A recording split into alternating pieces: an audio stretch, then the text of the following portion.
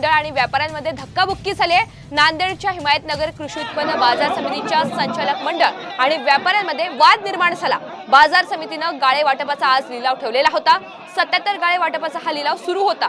गाळे वाटपावरून हा वाद झालेला असून त्याचं रूपांतर धक्काबुक्कीत झालंय। तर नांदेडमध्ये कृषी उत्पन्न बाजार समितीच्या संचालक मंडळ आणि व्यापाऱ्यांमध्ये ही धक्काबुक्की झाली। त्याचीच एक्सक्लुसिव्ह दृश्य तुम्ही साम टीव्हीवर पाहू शकता। नांदेडच्या हिमायतनगर कृषी उत्पन्न बाजार समितीच्या संचालक मंडळ आणि व्यापाऱ्यांमध्ये वाद निर्माण झाला। बाजार समितीने गाळे वाटपाचा आज लिलाव ठेवलेला होता। 77 गाळे वाटपाचा हा लिलाव करण्यात आलेला होता। गाळे वाटपावरून हा वाद सुरू झाला आणि त्याचं रूपांतर धक्काबुक्कीमध्ये झालेलं आहे।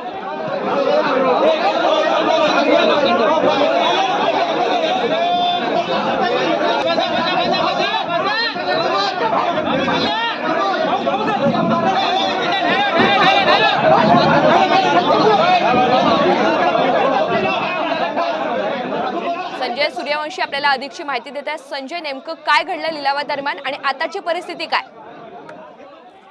नांदेडच्या हिमायतनगर जे कृषी उत्पन्न बाजार समिती आहे ते काँग्रेसचे आमदार माधवराव पाटील जवळगावकर यांची एक हाती सत्ता आहे आणि या कृषी उत्पन्न बाजार समितीच्या जे गाळे वाटपाचा आज लिलाव होता, या लिलावामध्ये गाळे वाटपावरून हा वाद झालेला आहे।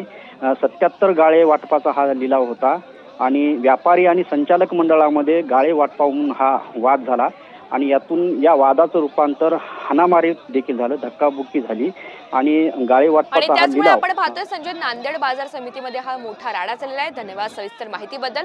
संचालक मंडळ आणि व्यापाऱ्यांमध्ये धक्काबुक्की झाल्याचे चित्र पाहायला मिळाले।